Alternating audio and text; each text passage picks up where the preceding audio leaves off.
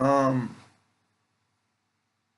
so to clarify who's the Sonic Ador, to find them and to follow them, you know, what good is it to find the commander of an army and find the army without taking orders, taking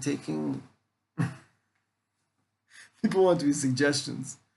This whole thing they say, don't ask Exotic something unless you really want to follow what they say. It like creates more harm than good, you know.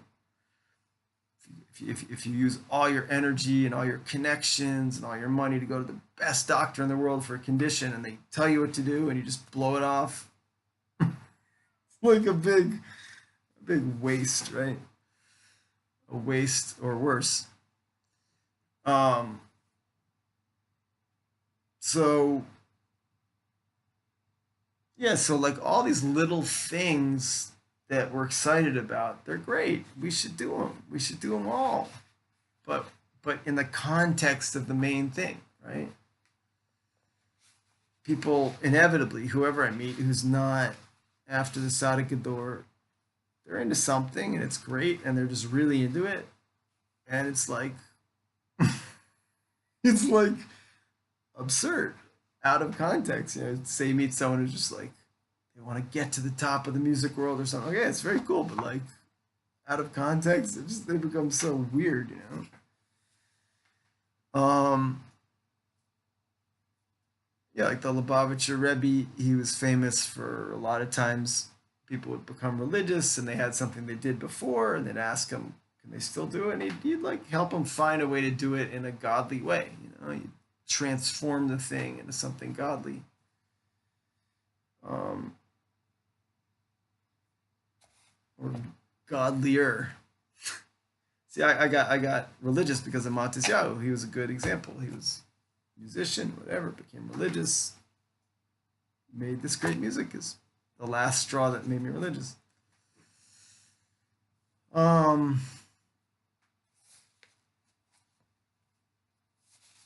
like a warrior fighting for your soul, taken from the world above and brought down to this world below.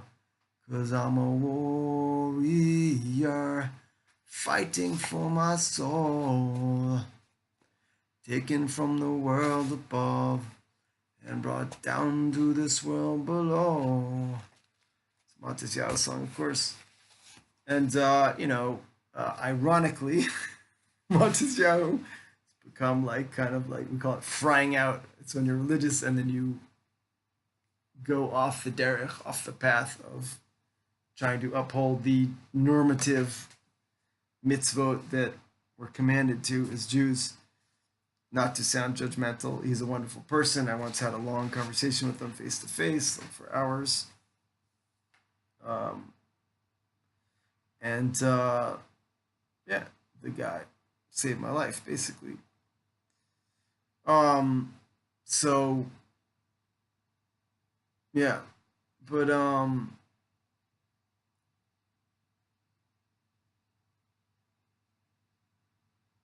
it's great if you start up this practice and tell me about it.